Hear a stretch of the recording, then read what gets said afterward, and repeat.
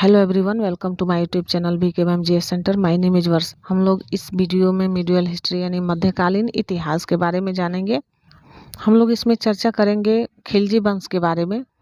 गुलाम वंश के शासन को समाप्त होने के बाद से खिलजी वंश का प्रारंभ होता है और उसका प्रारंभ होने का जो समय है 1290 से लेकर 1320 ईस्वी तक का समय है। इस दौर में खिलजी वंश के विभिन्न शासकों ने अपना अपना शासन किया। हम लोग मेन टॉपिक पे आते हैं। हम लोग वीडियो को ज़्यादा बड़ा ना करते हुए हम लोग मेन टॉपिक को देखेंगे। तो इसमें हम लोग देखते हैं कि गुलाम वंश के शासन को समाप्त करने के बाद 13 जून 1290 ईस्वी को जलालुद्दीन फिरोज खिलजी ने खिलजी वंश की स्थापना की। इसने किलोखरी को अपनी राजधानी बनाया।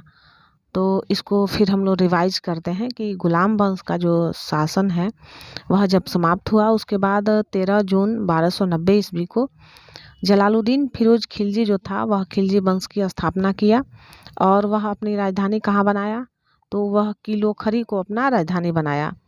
जलालुद्दीन की हत्या 1296 ईस्वी में उसका भतीजा व दामाद जो था अलाउद्दीन खिलजी, वह कड़ा मानिकपुर में उसकी हत्या कर दिया, जो प्रयाग में है। 22 अक्टूबर 1296 में अलाउद्दीन दिल्ली का सुल्तान बना, यानी कि वह अपने चाचा की हत्या कर देता है 1296 ईस्वी में। वह जगह था प्रयाग, वहाँ का जगह था कड़ा मानिकपुर। वहाँ पे वो उसकी हत्या करने के बाद से सुल्तान बन जाता है। अलाउद्दीन के बचपन का नाम अली तथा गुरसाप्स था, यानी अलाउद्दीन खिलजी के बचपन का नाम अली था और दूसरा नाम गुरसाप्स था। अलाउद्दीन खिलजी जो था वह सेना को नगद वेतन देता था तथा अस्थाई सेना की नींव को अलाउद्दीन खिलजी ने रखा। दिल्ली के शासकों में अलाउद्दीन खिलजी के पास सबसे विशाल अस्थाई जो सेना थी वह अस्थाई सेना थी।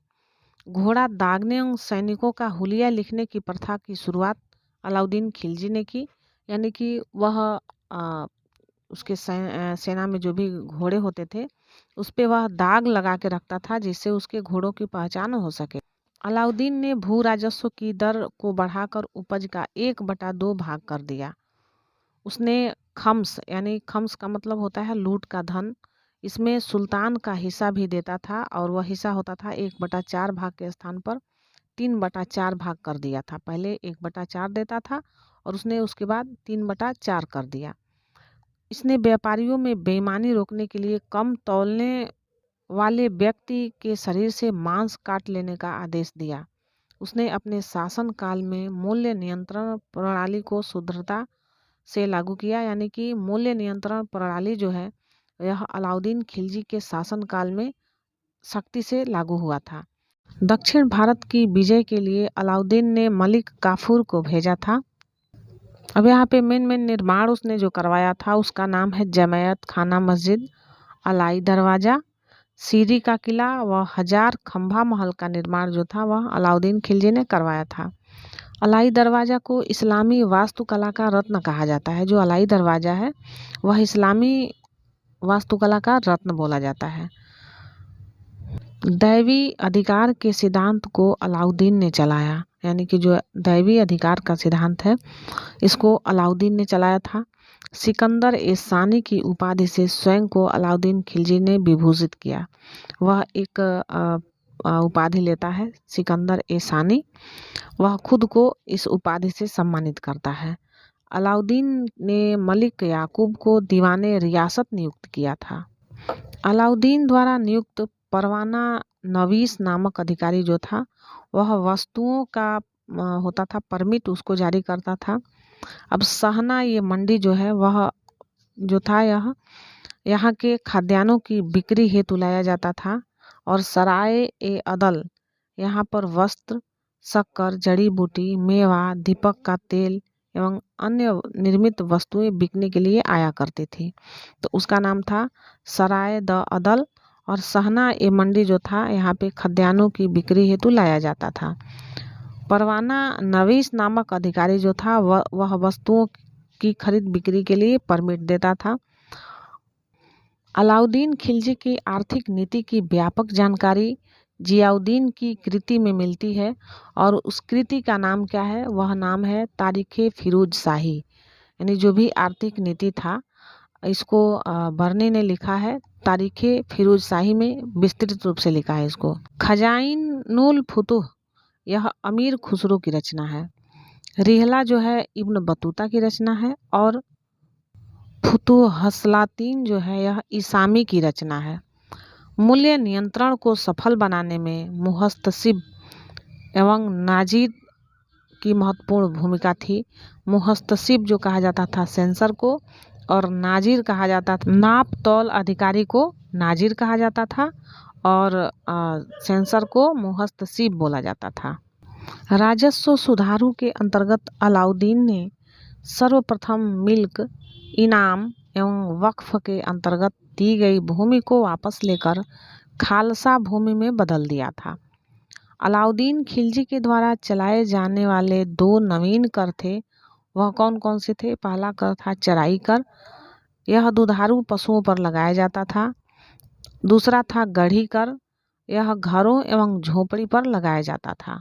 अलाउद्दीन खिलजी के शासनकाल में 1297 से 1306 ईस्वी तक मंगोलों के 6 आक्रमण हुए। प्रथम आक्रमण जो था वह 1297 ईस्वी में हुआ था और वह आक्रमण था कादर खां के नेतृत्व में। दूसरा आक्रमण जो था 1298 में ईस्वी में हुआ था, वह आक्रमण सल्दी के नेतृत्व में हुआ। तीसरा आक्रमण 1299 में हुआ, यह आक्रमण कुतलुग ख्वाजा के नेतृत्व में हुआ। चौथा आक्रमण जो था 1303 ईस्वी में हुआ और यह तारगी के नेतृत्व में हुआ। पांचवा आक्रमण 1305 ईस्वी में हुआ और यह आक्रमण अली बेग और तरताक के नेतृत्व में हुआ था। 1306 का जो छठवां आक्रमण था वह कबक एवं इकबाल मंद के नेतृत्व में हुआ था। अलाउद्दीन खिलजी की मृत्यु 5 जनवरी 1316 ईस्वी को हो गई थी। कुतुबुद्दीन मुबारक खिलजी 1316 ईस्वी को दिल्ली के सिंहासन पर बैठा। इसे नग्न स्त्री पुरुष की संगत पसंद थी। मुबारक खिलजी कभी कभार राज दरबार में स्त्रियों का वस्त्र पहनकर आ जाता था। बर्नी के अनुसार मुबारक कभी कभी नग्न होकर दरबारियों के बीच दौड़ा भी करता था। मुबारक खान ने खलीफा की उपाधि धारण की। मुबारक के वजीर खुसरो खान ने 15 अप्रैल 1320 ईस्वी को इसकी हत्या कर दी और स्वयं दिल्ली के सिंहासन पर बैठा। खुसरो खान ने पैगंबर के सेनापति की जो उपाधि थी वह धारण की। बाजार नियंत्रण करने के लिए अलाउद्दीन खिलजी द्वारा बनाए जाने वाले नवीन पद जो थे उनके बारे में हम लोग देखेंगे। दीवाने रियासत जो पद था यह व्यापारियों पर नियंत्रण रखता था। यह बाजार नियंत्रण की पूरी व्यवस्था का संचालन करता था। सहना ए मंडी यह पद जो था, इसके पद को रखने वाला जो था वह प्रत्येक बाजार में बाजार का अधीक्षक होता था। बरीद नामक पदधारी जो क्या करता था, वह बाजार के अंदर घूमकर बाजार का निरीक्षण करता और उसके बारे में बताता था। उसके बाद है मुनहियान व गुप्तचर, ये जो होते थे यह गुप्त सूचना प्राप्त करते थे और यह गुप्त सूचना जो था वह उसको जाके बताते थे।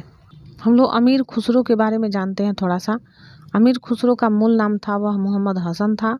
उसका जन्म पटियाली में हुआ था। यह पश्चिमी उत्तर प्रदेश में बदायूं के पास है और वह जन्म कब लिया था? 1252 ईस्वी में लिया था। खुसरो प्रसिद्ध सूफी संत शेख निजामुद्दीन औलिया का शिष्य था। वह बलबन से लेकर मोहम्मद तुगलक तक दिल्ली सुल्तानों के दरबार में रहे। इन्हें तूतीय हिंद यानी भारत का तोता नाम से जाना जाता है। यह एक टॉपिक यहाँ पे आता है। तूतीय हिंद या भारत का तोता के नाम से किसे जाना जाता है? तो यह किसको जाना जाता है? अमीर खुसरो को जाना जाता है। सितार एवं तबले के आविष्कार का श्रेय जो है अमीर खुसरो को दिया जाता है। अमीर खुसरो ने ही भारतीय संगीत में कव्वाली गायन को प्रचलित किया। साथ ही इन्हें कई प्रकार के आधुनिक रागों की जानकारी थी, जैसे तिलक, साजगिरी और सरपादा आदि को प्रचलित करने का श्रेय प्राप्त है। अमीर खुसरो को हिंदी खड़ी बोली का जनक भी कहा जाता है। इसके बाद हम लोग तुगलक वंश के बारे में कुछ विभिन्न मुख्य पॉइंट्स को नोट करते हैं।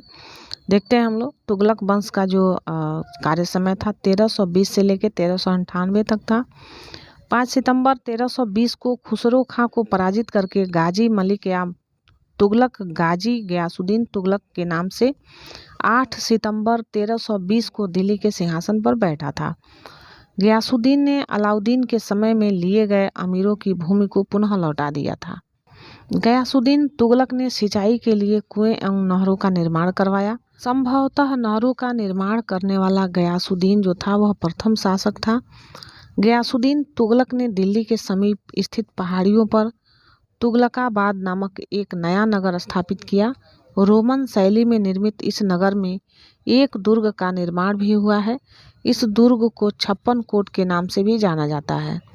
गयासुद्दीन तुगलक की मृत्यु 1325 ईस्वी में बंगाल के अभियान से लौटते समय जूना खां द्वारा निर्मित लकड़ी के महल में दबकर इसकी मृत्यु हो गई थी।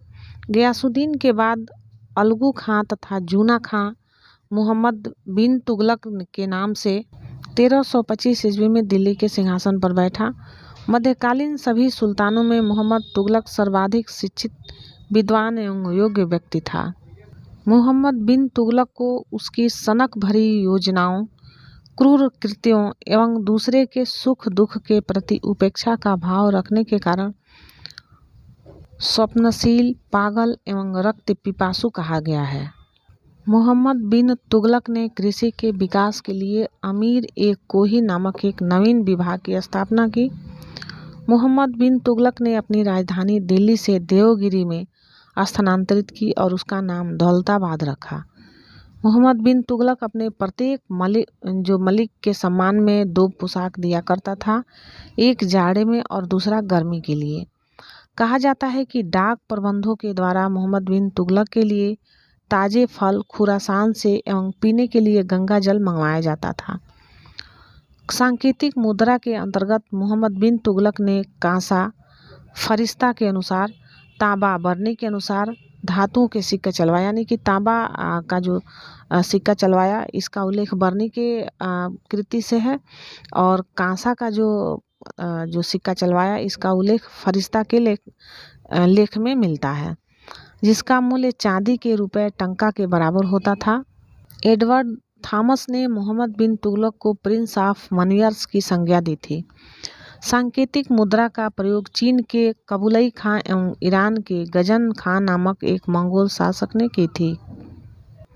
इब्न बतूता जो अफ्रीका के मोरक्को का था, लगभग 1333 में भारत आया। सुल्तान ने इसे दिल्ली का काजी नियुक्त किया। 1342 ईस्वी में सुल्तान ने इसे अपने राजदूत के रूप में चीन भेजा।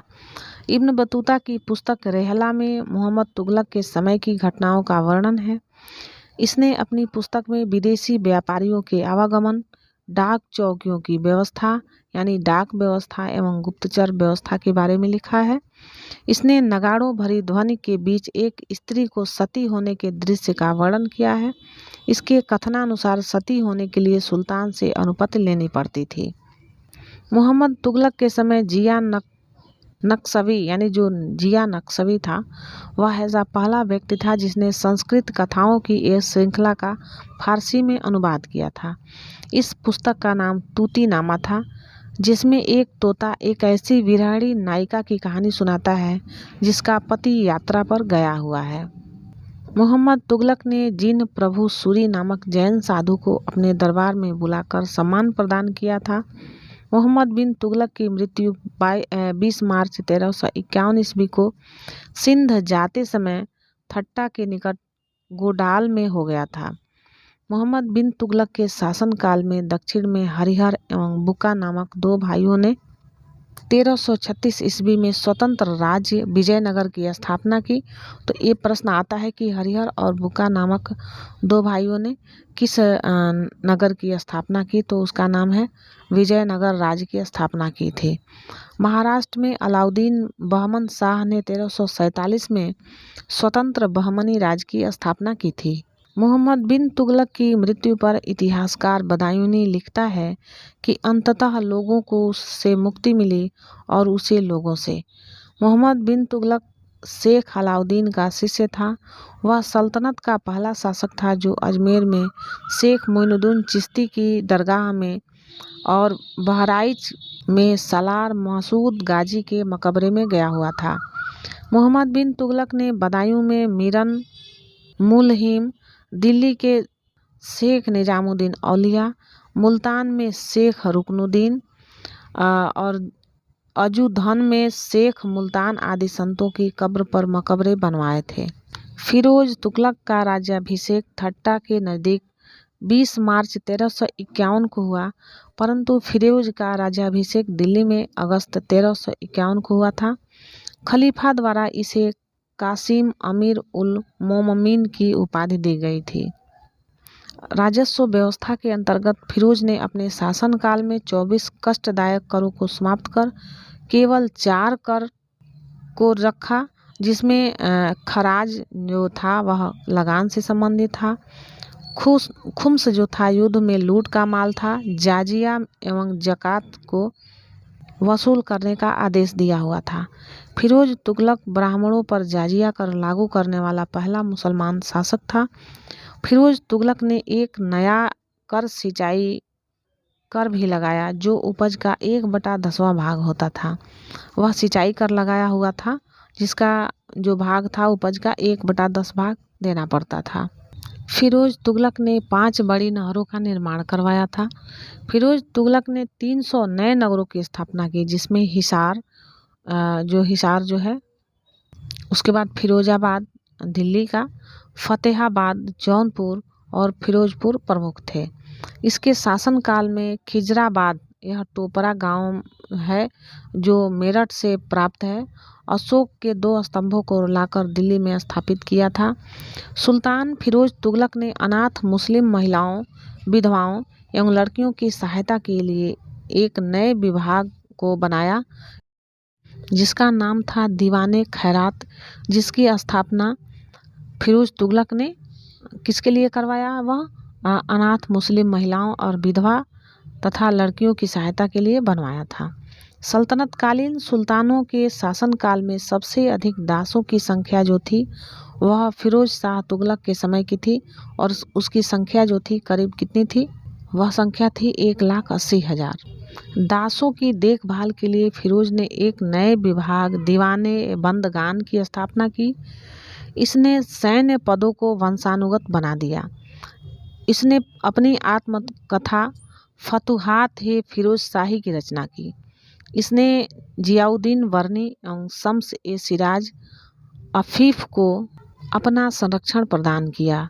इसने ज्वालामुखी मंदिर के पुस्तकालय से लूटे गए 1300 ग्रंथों में से कुछ को फारसी में विद्वान अपाउद्दीन द्वारा दलायते फिरोज शाही के नाम से अनुवाद करवाया गया था। इसने चांदी एवं तांबे के मिश्रण से निर्मित सिक्के भारी संख्या में जारी करवाए, जिसे अद्धा और विख कहा जाता था। फिरोज तुगलक की मृत्यु जो थी वह सितंबर 1388 में हो गई थी। फिरोज काल में निर्मित खान जहां तेलंगानी के मकबरा को इसकी तुलना जो है जेरूसलम में निर्मित उमर के मस्जिद से की जाती है। सुल्तान फिरोज तुगलक ने दिल्ली में कोटला फिरोज शाही दुर्ग का निर्माण करवाया। तुगलक वंश का अंतिम शासक जो था नसीरुद्दीन मोहम्मद तुगलक था। इसका शासनकाल दिल्ली से पालम तक रहा। तैमूर लंग ने सुल्तान नसीरुद्दीन मोहम्मद तुगलक के समय 1398 ईस्वी में दिल्ली पर आक्रमण किया। नसीरुद्दीन के समय में ही मलिक कुसरसक जो था इसका पूर्वाधिपति की उपाधि धारण कर एक हिजड़ा जो था मलिक सरवर ने जौनपुर में एक स्वतंत्र राज्य की स्थापना की थी। हम लोगों ने मेन टॉपिक को देखा और हम लोग का जो आज का जो वीडियो था इसका जो शीर्षक था वह था मध्यकालीन इतिहास का खिलजी वंश और तुगलक वंश के बारे में हम लोगों ने मुख्य पॉइंट्स को देखा। आज हम लोग का वीडियो यहीं पे समाप्त होता है। मिलते हैं हम लोग अगली वीडियो। हमारी वीडियो कैसी लगी हमारे चैनल को सब्सक्राइब करिए, लाइक करिए, बेल आइकन को प्रेस करिए। Thanks for watching this video. जय हिंद, वंदे मातरम।